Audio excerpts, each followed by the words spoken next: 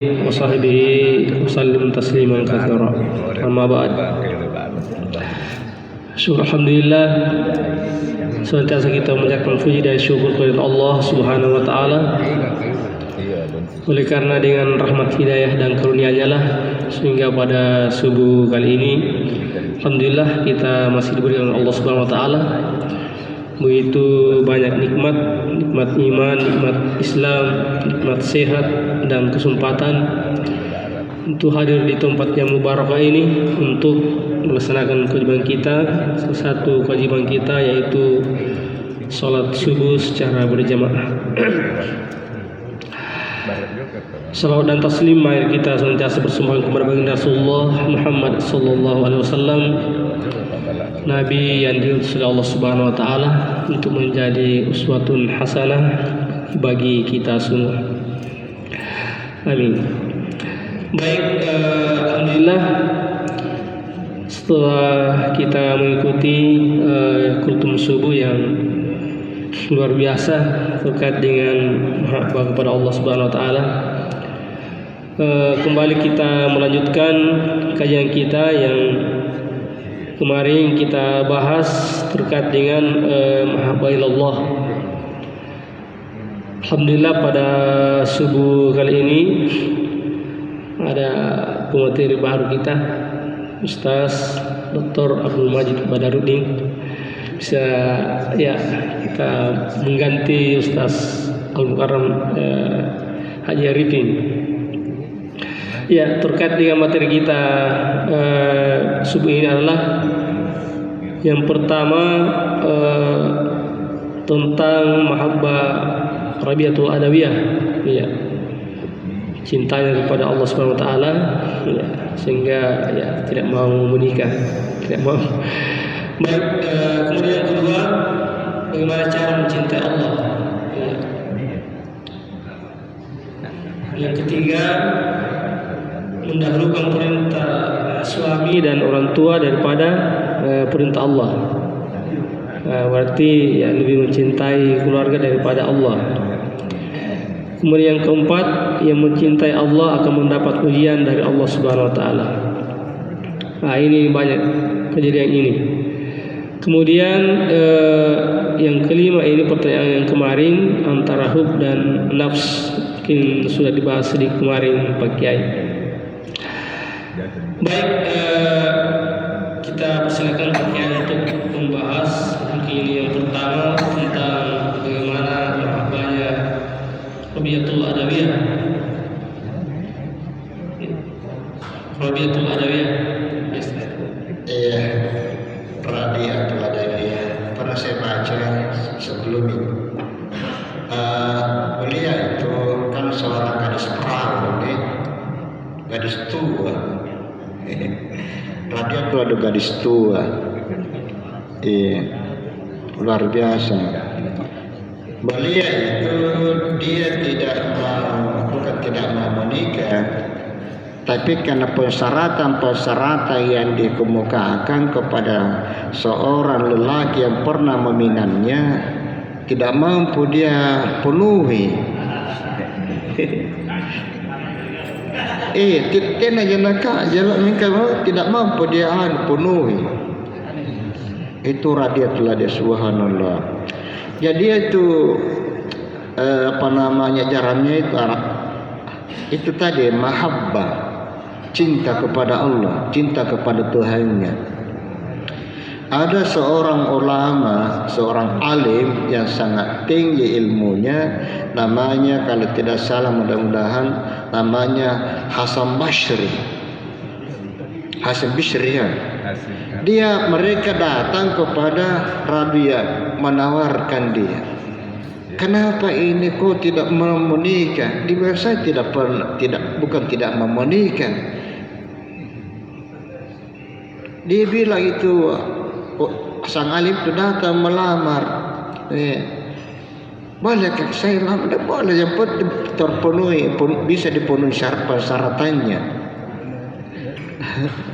Apa itu persyaratannya yang dikemukakan? Apa itu persyaratannya? Kalau kau mampu melihat memberikan penjelasan saya, tak ragu-ragu apa namanya? Apa itu? Katakan diantaranya di hari kiamat itu kata Allah ada orang yang menerima suratan amalnya itu dari tangan kanannya, ada dari tangan kirinya. Apakah saya nanti di sana sudah menerima amal saya dengan tangan kanan saya? Ataukah menerima saya punya amalan dengan tangan kiri saya? Tentunya seorang alim tidak mungkin dia bohong, tidak mungkin dia mau bikin-bikin. Apa yang dia tidak tahu pasti dia tidak mengatakan saya tidak tahu. Ini karena yang gaib. Kalau begitu, saya tidak tahu yang begitu. Saya tidak tahu apakah karena tidak ada jaminan, tidak ada juga penjelasan dari Allah dari Rasul bahwa kamu adawiyah suratmu itu salah lalu tarima di makananmu ya rekemat saya datang. Oh kalau begitu gugur minta satu syarat. Syarat kedua apa lagi? Syarat kedua di hari kiamat itu kata Allah ada wajahnya aswadun, ada wajah hitam pekat, ada juga wajahnya abayadun putih. Di saat itu wajah saya itu gimana? Apakah kira rupaku yang keliling?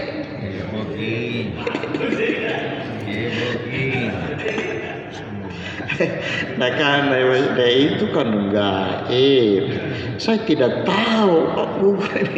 Ya lu aja persyarat atau sampai kalau tenan nasihatnya mau kepala motor, tenan mengejar. Begitu cintanya kepada Allah. Karena saya cinta kepada Allah ini dan memberikan jaminan bahwa orang yang mencintai Allah pasti dia diridai. Dan orang yang mencintai Allah itu pasti wajahnya wujuhum nadiratu ila rabbi nadirah. Wajahnya nanti di hari kiamat itu berseri-seri. Inilah yang saya tanamkan dalam hati sehingga tidak ada lagi mencintai selain Dia. Karena itu cinta dalam hati itu hanya berbeda pada tempat yang satu ada namanya benci atau lupa. Manakala cintaku ini ada selain daripada malaikat pada hatiku, berarti cintaku padalah kondorki. Kurang cintakan ale sangi. Ale sangi jo pangaiku karena dia pangai marahin melet terimarin melet. Itu mahabbahnya. Kadang mereka rindu. Jadi tidak ada rasa cinta dalam hatinya. Itu iman namanya radiatul adawiyah. Ya seperti itu. Saya kira ini indah sekali kalau diberikan pertanyaan kepada jamaah di karena waktu yang banyak ini.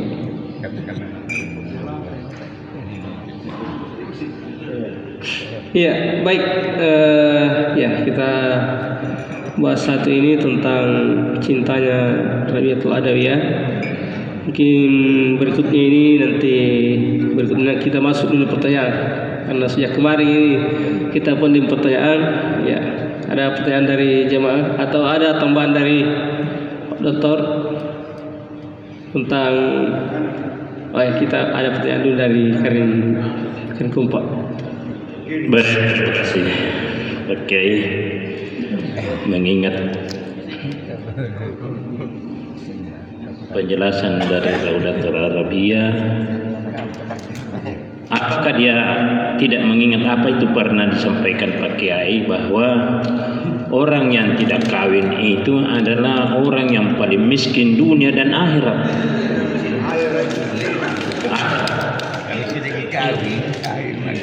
Apa hadis itu Pak Kiai yang mengatakan seperti itu?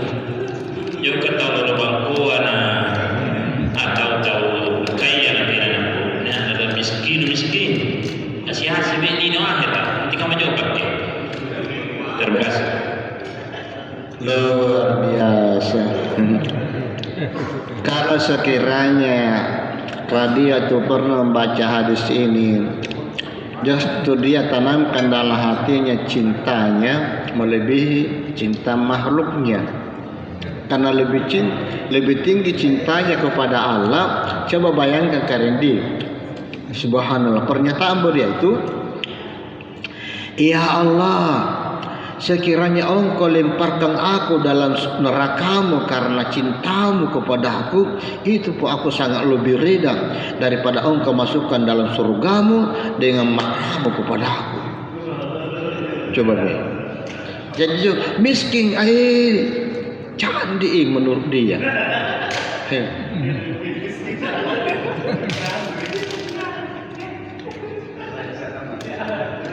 Baik, Ustaz. Luar biasa ini.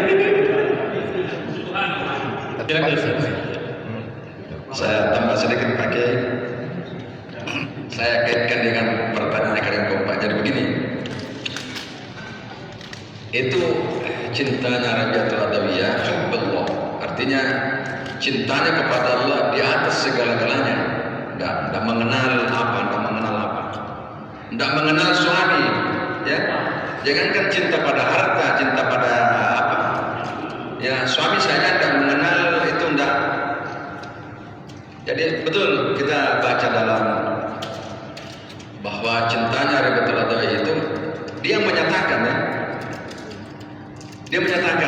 dia lebih rela segala-galanya, yang penting Allah cinta kepadanya. Tidak peduli apa dimasukkan ke surga oleh Allah, dimasukkan ke neraka oleh Allah, diapakan dia, yang penting dia cintanya kepada Allah, dia juga mengharapkan cintanya Allah kepadanya itu. Jadi tidak ada. Nah, saya alihkan sedikit gambaran pada orang-orang awam, orang kelas-kelas, tidak usah mencapai cinta hubbullah, cinta Rabiatul Adawiyah, tentang beramal, ya. Jadi Rabiatul Adawiyah beramal, berbuat baik, berbuat yang baik bukan karena mau dilihat oleh manusia, ya kan? Bukan karena mengharap imbalan, tapi dia berbuat baik adalah bukti bahwa dia itu cinta melaksanakan amar ma'ruf nahi munkar. Ini golongan, saya lihat sedikit, tidak usah ke kelas Rabiatul Adawiyah, golongannya orang awam. Jadi dia melaksanakan perbuatan itu bukan karena didorong dengan sesuatu, tidak, selain mahabbah. Dia bersedekah tidak perlu ditanya orang lain. Dia menyumbang, ya, menyumbang bersedekah, salat, dia puasa, dia apa, tidak perlu ditanya oleh orang lain dan tidak perlu diukur oleh orang lain. Tidak usah. Saya kalau saya hubungkan ini dengan berinfak itu memang yang pertama dari celengan yang deketan yang paling ikhlas, karena tidak ada yang tahu masuk. Kita saja besok di selawar apa di pantangan ini dan tidak perlu lihat orang bersabunnya dari bersabun. Kini pilih-pilih seperti ini, pilih-pilih ini boleh juga di sebelah daripada di sebelahnya. Padahal itu yang begituan belum tahu kelasnya itu. Nah ini jemaah yang sangat terhormat. Ini saya kaitkan. Jadi Rabiatul Adawiyah dia berbuat karena mau ditahu oleh manusia. Dia berbuat baik karena cintanya kepada Allah. Dia merealisasikan, dia menampakkan cintanya kepada Allah Subhanahu wa taala. Dan betul Ustaz, dia tidak peduli apa masuk neraka, masuk surga, karena tujuannya bukan takut karena takutnya masuk neraka, bukan takut maunya masuk surga. Kita masih kelas-kelas itu. Kita ini rata-rata masih kelas itu, berbuat kebaikan ini karena mau masuk surga, takut melakukan ini karena takut masuk neraka. Padahal mardatillah, itu kalau mencapai mardatillah, itu sudah di atas segala-galanya. Kalau sudah mencapai mardatillah, sudah diberikan oleh Allah itu, makanya dipanggil yang kekhususan itu, ya ayyuhan nafsul mutmainnah irji'i ila rabbiki radiyatan mardiyah. Hanya itu, radiyatan mardiyah. Kalau panggilan Allah dengan radiyatan mardiyah, itu fadkhuli fi ibadi, kalian sudah masuk kepada golongan hamba yang dimuliakan oleh Allah. Wadkhuli jannati, jelas apa yang sudah disampaikan, sudah bertahun-tahun Pak Kiai memberikan kita ilmu, kejelasan meraih surga, dan kejelasan Pak Kiai untuk menghindari neraka. Saya kira itu tambahan sedikit dari saya, Ustaz. Mudah-mudahan ini kita sudah meningkat, ini sudah jauh lebih, karena sudah mencapai itu pembahasan mardatillah, ya cinta hubbullah. Terima kasih. Baik, sebelum ada pertanyaan lain, saya tambahkan yang sudah disampaikan kemarin oleh Ustaz Arifin, yang itu dalam Al-Quran surat Taubah ayat 24. Sini artinya, jika bapak-bapak, anak-anak, saudara-saudara, istri-istri kamu keluargamu, harta kekayaan yang kamu usahakan, perniagaan yang kamu khawatirkan kerugiannya, dan tempat tinggal yang kamu sukai, hal lebih kamu cintai daripada Allah dan Rasulnya, dan berjihad di jalannya, maka tunggulah sampai Allah mendatangkan keputusannya. Ini luar biasa ini. Saya sampai kemarin berpikir bagaimana misalnya kita mendengar misalnya keluarga kita, anak kita atau istri kita misalnya kecelakaan, kemudian mas waktu asar misalnya, waktu sholat, mungkin di sini juga bagaimana yang mana kita cintai, apakah keluarga atau Allah? Mungkin itu kemarin saya berpikir bagaimana itu cinta kepada Allah dengan keluarga, dengan dibandingkan dengan kalau kita membaca ayat ini, surat Taubah ayat 24. Bagaimana itu pakai? Namanya manusia, tentunya ada di situ rasa belas kasihan, dan bukan berarti ada keluarga dekat kita katakan dalam keadaan sakit, lalu kita sudah ada di posisi yang susah kita tinggalkan dan memang sangat dibutuhkan oleh kita, tentunya tidak mengukurkan bahwa itu kita lebih cintai daripada cinta kita kepada Allah. Kenapa? Karena di situ akan muncul namanya kasih sayang, yang bukan berarti kita tinggalkan salat. Itu bukan berarti kita tidak salat pada awal waktunya, karena ada sesuatu hal yang yang sangat membutuhkan dari kita. Jadi bukan berarti menggugurkan bahwa kita itu lebih cinta dari dia, anak istri, daripada mencintai Allah. Kenapa? Karena itulah namanya ada rasa kasih. Namun setelah itu tentunya kita tinggalkan dia untuk kita rukuk sujud kepada Allah, doakan kepadanya semoga Allah memberikan kesehatan dan lain sebagainya. Nah, yang dimaksud mencintai harta istri daripada Allah itu sudah sampai waktunya, lalu tidak pernah tergaris hatinya untuk pergi rukuk sujud hanya kepentingan urusan istri anaknya dia urus selalu. Kalau tadi hanya waktu yang tidak selamanya bahwa anak istri kita ada di situ, tentunya seperti itu ya, jadi tidak menggugurkan kecintaan kita bahwa kita kalau mengurus keperluan anak keluarga kita, kalau itu dikatakan itu saya lebih cinta kita daripada Allah.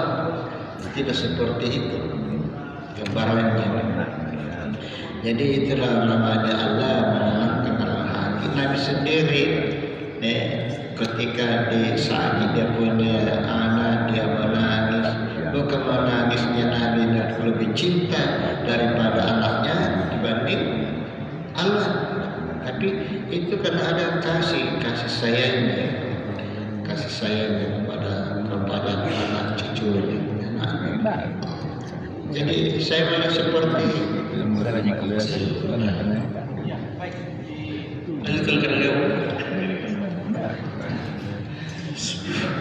Bismillahirrahmanirrahim. Assalamualaikum warahmatullahi wabarakatuh. Setelah kita mendengarkan pertanyaan dari Dengawi, saya lanjutkan pertanyaan itu.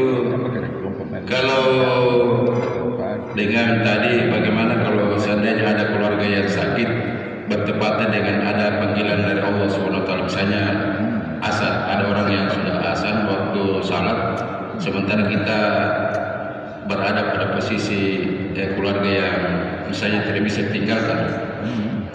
Saya sebaliknya itu, saya lihat bagaimana seandainya tadi siapa yang disampaikan Pak Dr. Majid Adawiyah, Radia Adawiyah, bagaimana kalau posisi istri itu sangat cinta kepada Allah Subhanahu wa taala sementara suaminya sangat juga butuh. Pada saat bersamaan suaminya sangat butuh, kalau dia tinggalkan perintah suaminya maka kan dia melanggar. Artinya dia tidak taat kepada suaminya sementara istrinya itu sangat cinta kepada Tuhannya. Pada saat suaminya juga pada saat yang bersamaan suaminya sangat butuh dengan istrinya. Nah, ini antara kecintaan kepada Allah dengan cinta kepada suami. Kapan dia keluar dari perintah suaminya maka dia melanggar. Itu kan berdosa juga. Nah, ini perintah Tuhannya itu sangat pada saat itu juga dia mau tinggalkan suaminya berdosa, tidak melaksanakan perintah Tuhannya juga mungkin berdosa. Ini yang pertama. Yang kedua, ya saya kira satu saja dulu.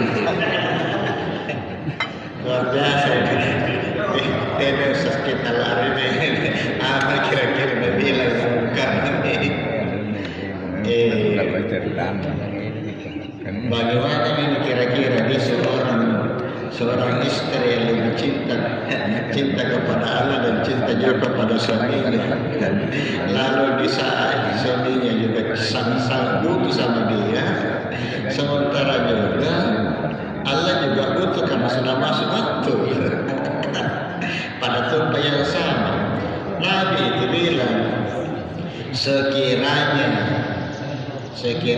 ada bisa sujud kepada seseorang selain daripada Allah, la amartu, sungguh aku perintahkan seorang itu sujud kepada suaminya. Saya akan perintahkan itu seorang istri sujud kepada suaminya. Jadi sekiranya suami itu bebas sangat butuh sekali di saat itu, walaupun waktu itu sudah sangat ladeni dulu suamimu baru pergi rusuh. Tapi saya pikir itu juga sebenarnya ya, begitu terpancar cintanya sudah. Masya Allah. Desa, jangan kita bikin-bikin. Nah, itu yang seperti itu kan memang terkadang itu muncul seperti itu yang tidak bisa ditahan. Ya kasih dulu suamimu. Tidak gugur itu cintamu itu kepada Allah. Layak-layak dulu. Kan dikini pada waktu, apalagi itu ke depannya itu. Saya dari Besok masih ada subuh. Bukan besok masih ada subuh kan waktu subuh itu kan. Jadi lepas besok pengendri, baru itu pengendri selain mendapat mandi wajib, mendapat juga perintahnya Allah selalu dua orang. Daripada itu perlu kemarin yang dikarim dan Allah lalu berarti. Tiara dari Pak Ustaz Abdi. Assalamualaikum warahmatullahi wabarakatuh. Tadi pakai sudah menjelaskan doa bagaimana Rabiatul Adawiyah. Kalau tadi ditanya oleh orang-orang yang melamatnya, masuk Hasan Al-Bisri ingin melamatnya, itu mungkin karena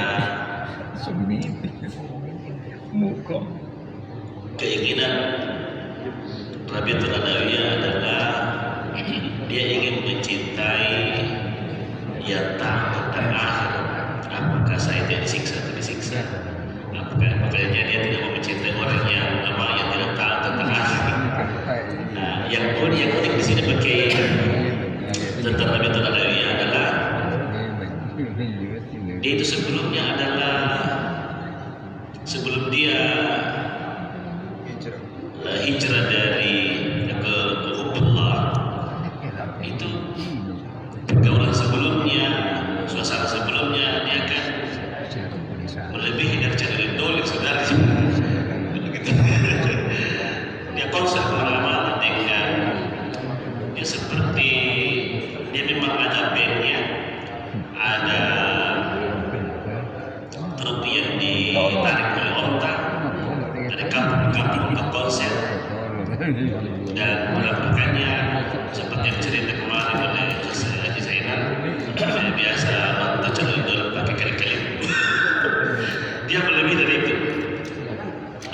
Yang unik ini adalah bahwa seorang Rabiatul Adawiyah yang penampilannya sebelumnya adalah orang yang penyanyi konser yang dari kampung ke kampung, dari sampai ke Syria. Lalu kemudian berbalik 180 derajat. Ini yang unik ini, sampai melebihi cintanya kita semua. Bahkan tadi sesuatu bilang kita ini masih biasa-biasa, malah dipakainya itu masih biasa-biasa. Artinya bahwa apa yang ditanya oleh Hasan Al-Bisri kepada Rabiatul Adawiyah dan tidak mampu dijawab, memang ada keinginannya Rabiatul Adawiyah ingin mencintai orang yang mengetahui tentang akhirat. Dan kalau belum tahu itu berarti bukan dia segala-galanya. Yang uniknya di sini adalah bagaimana membalikkan hati ini, cinta itu kepada Allah, itu yang unik itu. Dan Rabiatul Adawiyah yang kata kasarnya dulu adalah orang kotor, menampakkan auratnya karena pakainya kalau dia konser penampilannya seperti kain-kain tipis yang ada di India itu, hampir semua masuk, tinggal BH-nya yang menutupi. Jadi ini di riwayatnya. Tapi kemudian dia berbalik, ini yang hidayah ini pakai kenapa orang-orang tertentu seperti itu diberi hidayah yang betul-betul melebihi kita semua, sementara ada di antara kita termasuk saya mungkin kita rajin bagaimana mendapatkan cinta yang Tuhan, tapi hidayah itu juga mungkin tidak sama dengan hidayah seperti yang diberikan oleh Allah ke Rabiatul Adawiyah. Ini seperti kurang adil itu kan. Membangun sekalian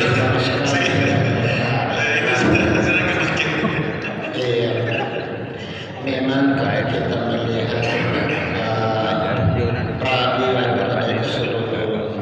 sebelum dia bertobat memang boleh dikatakan bahwa yang memang sangat tapi begitulah hidayah Allah datang kepadanya sehingga balik cintanya kepada sesuatu, karena apa yang dicintai sebelumnya itu untuk melampiaskan hawa nafsu tidak pernah merasa tenang jiwanya, gelisah selalu, gelisah, sehingga dia mendapatkan hidayah dari Allah. Dari situ dia terangkan cintanya sama juga para saat seperti obat keabsahan budaya umat sebelumnya itu kamu luar biasa kuncinya masuk Kiningan kan pari kan namun hidayah ini tidak akan kita serta saja tentunya harus ada perjuangan luar biasa harus gitu. Bukan saja seperti Raden seperti Ibrahim bin Adham. Ibrahim bin Adham dia juga orang kaya raya tersebut. Dia apa pekerjaannya guru saja. Tapi karena begitu melihat seseorang yang satu minggu itu diikat tinggal di sema-sema itu yang menjadikan dia tinggalkan yang punya harta kekayaan lapar ke Mekah meninggalkan apa ini untuk tanamkan rasa cintanya kepada Allah. Itu ceritanya agak-agak indah juga kedengarannya. Jadi Ibrahim itu tak orang kaya, pekerjaannya hanya memburu. Pada suatu waktu Ibrahim itu pergi memburu. Karena apa di bahasa memburu apa murah deh, memburu hewan. Memburu.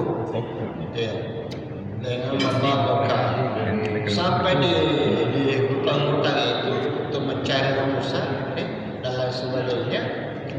Lalu bekal yang dia bawa itu disimpan di bekal roti. Lalu dia cari rusa.